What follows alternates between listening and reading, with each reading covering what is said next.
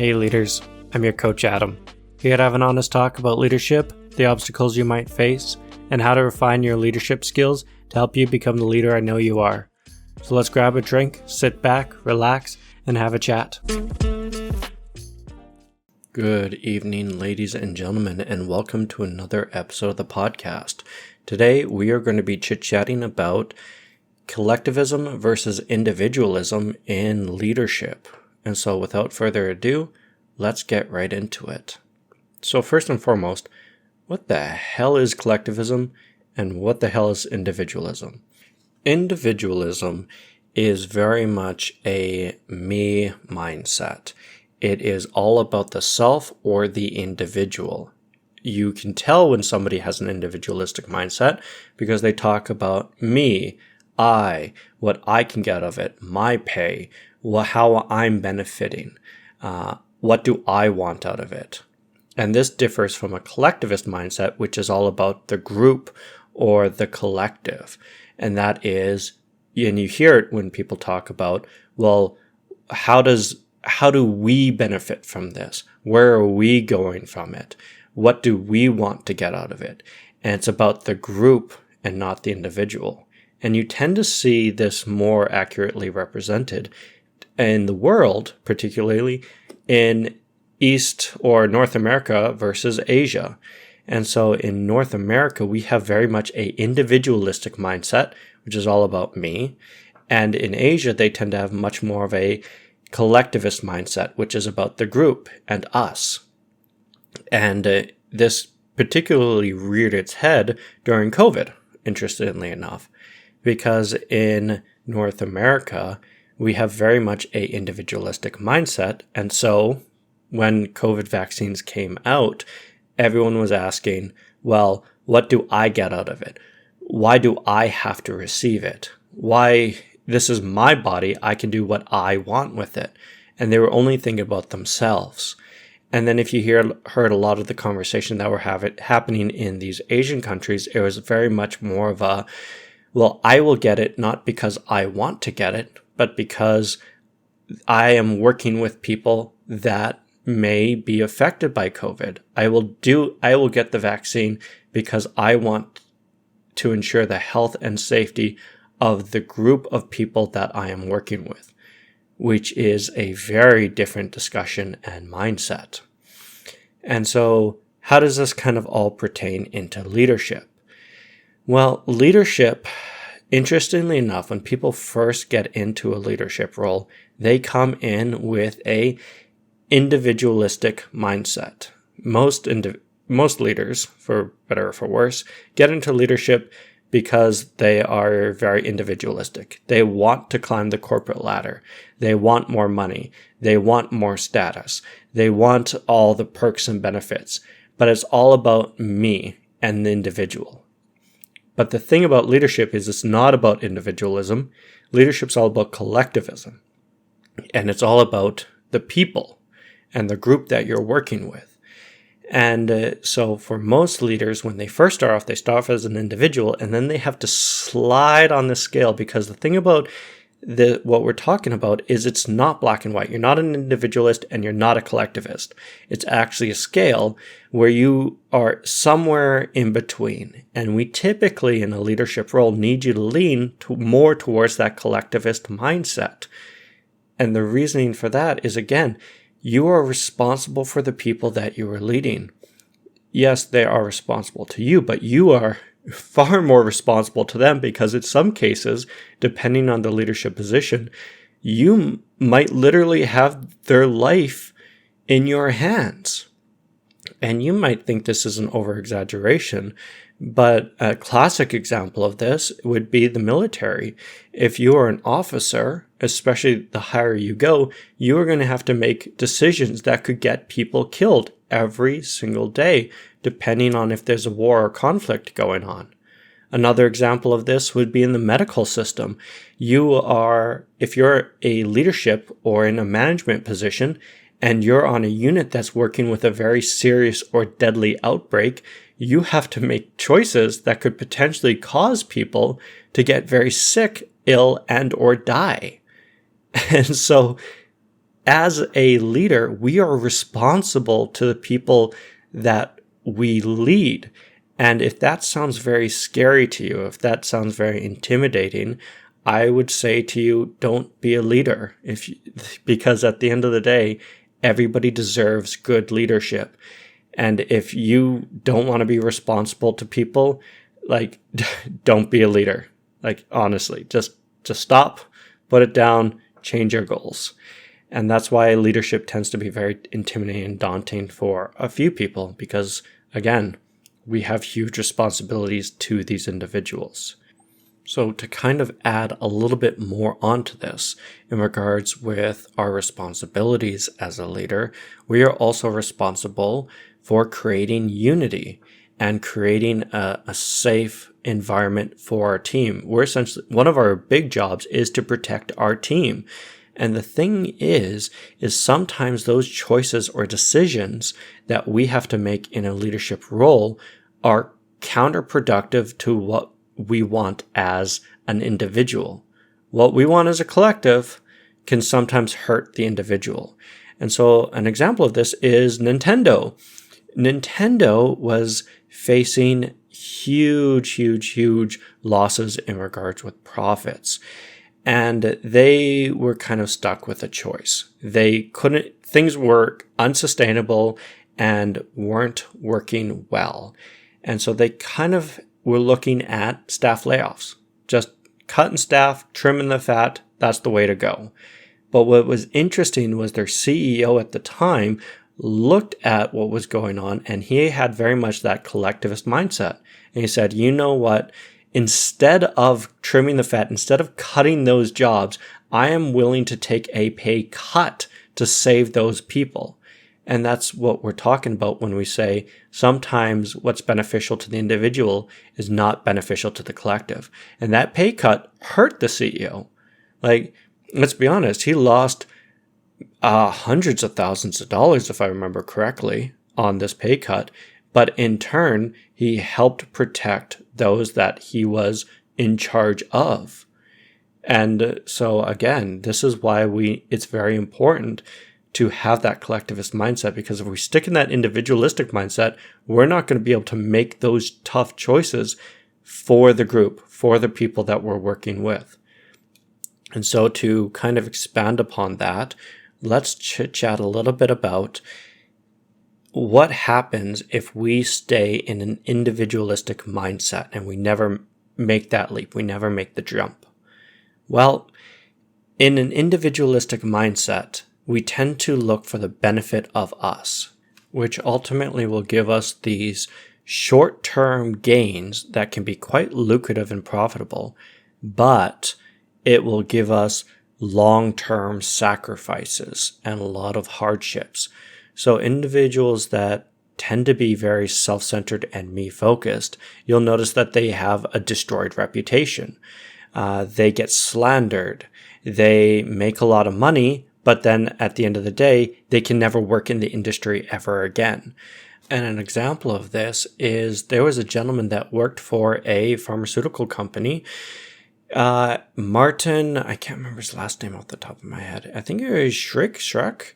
Anyways, he was convicted, or he was widely criticized back in 2015 in regards with a very specific type of drug. It was an anti-parasitic drug. He had bought the license to this drug and had intentionally raised the price of this drug by 5,455%. Like, it was astronomical, just the price jump. Looking at it, one of these pills went from $13.50 to $750 per pill. Ultimately, this was a huge issue that landed him in hot water with the court system, to which he then got arrested, brought into court, and ultimately was sentenced.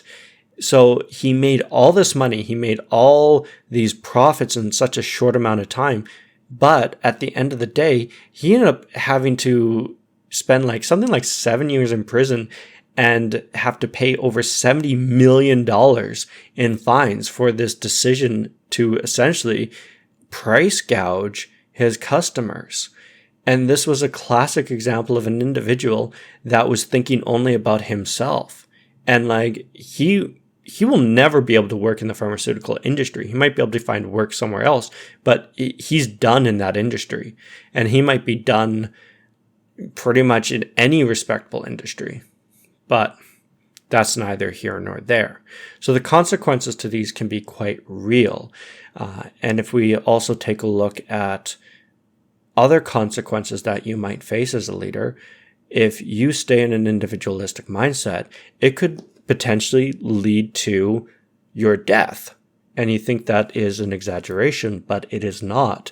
During the Vietnam War, particularly towards the end of the Vietnam War, it was well known that lieutenants and or officers would come out of basic training and they would be quite into themselves and wanting to prove themselves and very gung-ho. And they had a bunch of troopers that had no desire to be gung-ho. They just wanted to go home to their families. They just wanted the war to be over. They just wanted to go home. And it was noted that officers that tend to push their platoons and or units into dangerous situations sometimes found out that there were live grenades underneath their beds. Like, these things happen. And again, it's because these officers were thinking about themselves, were thinking about their own glory and what they wanted, and they weren't thinking about what the unit wanted. You can also see this in, for example, monarchies and the old imperial ages, particularly France, when the monarchies were just so out of touch with what was actually going on with the people that the people ultimately became very discontented and unhappy and brought out the guillotine and just chopped people's heads off. And particularly in most environments with leadership, what we tend to see more of a consequence of sticking with the individual and not pushing into that collectivist mindset is we start seeing people retiring early from their position, moving on because there are better fields or pastures to go with. You tend to see unionization. If your people are talking about unionizing, it's because leadership has failed to do their job. They are no longer taking care of the collective, and they're only looking at themselves. And ultimately, the people are sitting there going, why am I listening to you? Why am I going to follow your orders when you only care about yourself and not about us? So we are going to find somebody or create an organization that will look after the collective, will look after the group. So these are the very real consequences that you face if you stick in that leadership or that individualistic mindset. But, and that being said, we don't want to push you completely into the collectivist mindset. We don't want you sitting there going, I will give everything to the group, because altruism is a terrible, terrible thing that will ultimately destroy you long term. And two, let's be honest, as a leader, you need to know what you're worth. You need to understand how much you deserve to get paid. Like, we're not doing leadership for free, generally speaking, depending on what's going on in your life. If it's a workplace setting, we're doing this for money, and we need to know how much we're going to be paid. We also need to make sure that we have benefits. In a purely collectivist mindset, we're self-sacrificing. We're not worried about our pay. We're not worried about benefits. We are doing this for the people. We are willing to sacrifice ourselves for the betterment of the group, which is actually not what we want, because at the end of the day, we want you to come out an intact person after you're done leading. So first and foremost, let's talk a little bit about how to move from an individualistic mindset into a collectivist mindset. How do you move from what I want to what the group wants? And so the first step, and this is one of the most important steps, is that you have to get to know the people that you're working with. You need to build those relationships. You need to understand them beyond just a department, beyond just a number, and understand them and their likes, their dislikes, their hopes, their dreams, make them more than just a figure on the paper. And the reasoning for this is because the human mind has some very real limitations. To help illustrate this issue of these limitations, there's a quote that goes along the lines of, "The death of one man is a tragedy. The death of a million men is a statistic." And what that's really saying is that you, the individual, can process one person dying. You could probably even visualize it in your mind. But your brain physically cannot comprehend a million dead people. When you take a look at, for example, nuclear bombs going off in cities, your mind just physically cannot comprehend the amount of death and destruction that it would cause. It can't. It's a limitation. And so one of the ways that we are trying to get around this limitation is by getting to know who these people are. Because if we think of them as numbers, if we think of them as statistics, if we think of them as departments, we're more likely to fall into that individualistic mindset because we don't know who these individuals are. And our mind is simply going to dehumanize them, for lack of a better term. But if we get to know who these individuals are, if we're able to put stories and faces to names, all of a sudden we can start thinking a little bit more clearly about what would be in the best interest for them as opposed to what would be the best interest for us. The second point to kind of help us shift that mindset into more of that collectivist role is to start asking other people for their thoughts, opinions, and counsel. Ask them, where do they think we should go? What do you think our problems are? How should we solve these problems? Really ask for feedback and be open to feedback. Because what's going to happen is you're going to start hearing other people's points of views that will open up your own mind and your own point of view and help you come to a much better conclusion about what would be best for the group. So an example of this is a leader that I was working with had essentially asked for feedback. They asked for, where do you think we as an organization need to improve? And what they had was they start getting all this feedback and direction from the people that they were working with. And leadership at the time thought they had a very clear understanding of where they needed to work and kind of where they need to go. But the reality was the collective had all agreed that no, where you think we're going isn't the way that we should be going in. And so the managers looked at this and they had to do a lot of backtracking because what they wanted to do was create a more inclusive environment, which was important, yes. But the collective, the group, was very clearly saying, we do not want to work on inclusivity at this time because we have a huge funding issue. We have a huge branding issue. Nobody knows who we are, and we don't have enough funds to hire the talent that we need to take us to the next level. And that was a classic example of leadership being very individualistic and kind of being very out of touch with their employees because they wanted to go about inclusivity at the time because it would make them look better. But in reality, what actually was needed was to work on securing funding, creating a brand, and trying to get people in the right seats that were exceedingly talented and to stop the hemorrhaging of employees of their talent, which was really big. To walk this back a little bit, we need to start talking to our people and soliciting their ideas. The next point and the last point that we're going to really talk about today is talking to ourselves. And I know what you're thinking. Talking to myself, doesn't that mean I'm crazy? No, hear me out. Just hear me out. We need to start asking ourselves on our decisions, how does this benefit us? And how does this benefit the people that we work with? And that is a very important question to ask. Many leaders will probably be like, yeah, I asked that already. It's like, but do you? Do you really ask that? And I know one leader that I was working with literally had a sticky note that had that written out. And anytime she made a decision, she would stop and she would look at that sticky note. And she would think to herself, well, how does this benefit me?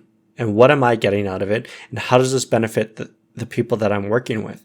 And if the answer came back, ultimately this benefited me, this benefits what I'm doing and where I want to go, but it does not benefit the people that are underneath me or the people that I'm in charge with in any way, shape, or form, then she didn't do it. She just didn't do it, which was absolutely phenomenal because, again, it's that shift of that mindset. And to take it one step further, if what you're doing is actually harmful to the individuals that you're working with and not in the benefit of them, you shouldn't do it at all. Like, at all. So let's do a little bit of a wrap up on what we've talked about. Most leaders, we start as an individualist and we want to move to that collectivist mindset. As an individualist, if we stay there too long, it could have negative consequences for our career, our reputation, the people that we're working with, and potentially our lives, depending, again, where we're working and what field we're in. And so we want to move much more into that collectivist mindset because, again, we're in charge of the individuals that we take care of. We are responsible to them, and our job is to be a good leader to them. And the 3 ways that we can start doing that is, first and foremost, we need to get to know who we're working with. We need to understand who they are beyond the number, beyond the department. Actually get to know who our people are. Second of all, we need to start asking them for ideas. We need to think about what problems they see in an organization and where they want to take it, where they want to go. Because again, we're moving away from what we want and we want to move to what is better for us and where we want to go. And the second or third point is to start asking ourselves the question of, does this benefit us or does this benefit the people that we work with? And if the answer is this benefits us tremendously, but doesn't help the people that we're working with, in fact, harms or hurts them, then we need to not do that. We need to step back and say, no, that's not okay. And so to wrap really what we're talking about up, I'm going to chit-chat a little bit about one of the positions that I worked at, which was at a medical clinic. I worked an evening shift and I was in charge of 2 nurses and I worked with a fellow doctor. When I worked at this medical clinic, it's quite a dangerous medical clinic because we specialized in working with the homeless population. And we're not just talking about, oh, you locked yourself out of your car or your home and you have nowhere to go. We're talking chronic homelessness, people that have been homeless for years and years and years and years and years and have lived a rough life on the streets.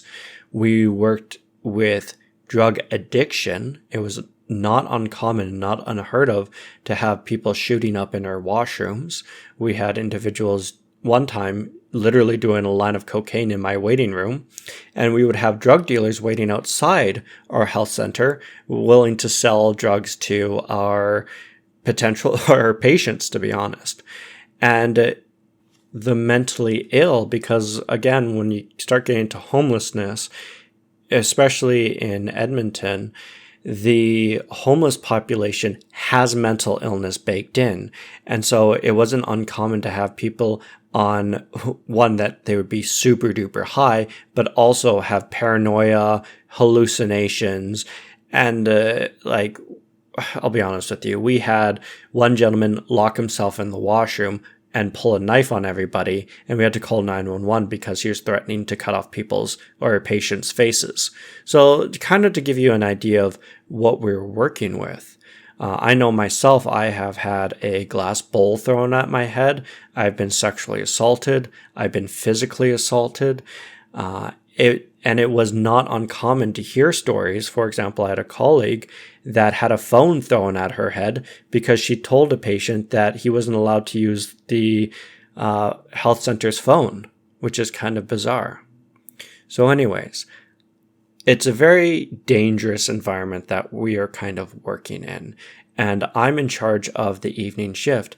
And when I was in charge of the evening shift, I had to stop thinking about what would be the best interest for me and what would be the best interest for the people that I am working with or in charge of. And so oftentimes I was making calls that were in the best interest of the group, of the people that I was working with, and not within the best interest of me. An example of this is we were having a very dangerous night, we'll call it. Checks had recently come up from the government, and people were spending their money like nobody's business. But the problem was they were spending their money on drugs and alcohol, and they were coming to our health center. And we already had 2-3 fights in the waiting room that we had to break up, because if we could have called the police, but the police weren't going to arrive for at least 10, 15, 20 minutes, which doesn't help us because we have a huge fight going on in our waiting room. And so after breaking up the third fight, I said, you know what? We're going to lock the doors. We're not going to let any patient in. And this really upset the physician that we were working with. But it was a call that I had to make because ultimately I was looking at the faces of the people I was working with, and they were exhausted. Like, a lot of them got sucker punched in the stomach, which was not fun while trying to break up this fight. And so I was like, you know what? We're not going to open the door tonight. We're just going to keep it locked. And from an individualistic standpoint, this was the wrong decision to make. And the reason why it was the wrong decision to make was because I was reported from that physician to upper management, and upper management sat me down and said, you're not to lock these doors. You're to let these patients in, because management didn't really give two shits about us. They just kind of saw us as meat for the meat grinder. And I really stood my ground, and I stood up for the people that I was working with. And it caused me a lot of heartache and a lot of distress, ultimately. And there is a reason why I never continued to work there. But it caused me some grief in regards with my career and my promotional opportunities. But ultimately, looking back on it, what I did was 100% the right call to protect my team and to protect myself from essentially violence and potentially very dangerous circumstances. These consequences were worth it in my eyes. And what I found is by thinking of my team and putting my team foremost, I actually had the respect of my team. And they never questioned my orders or questioned when I gave them a task or a duty to do, because they knew that I had their best interest at heart, because I would go to bat for them any day of the week to protect their interest above my own. So that kind of nicely wraps up what we're talking about. So I hope you have learned something, and I shall see you guys in the next episode. Cheers. If you've enjoyed this podcast, please subscribe, give it a like, and share it with a friend. And if you're ready to take the next leap and improve your leadership skills, head over to www.seatingthelead.com and book your free coaching session today.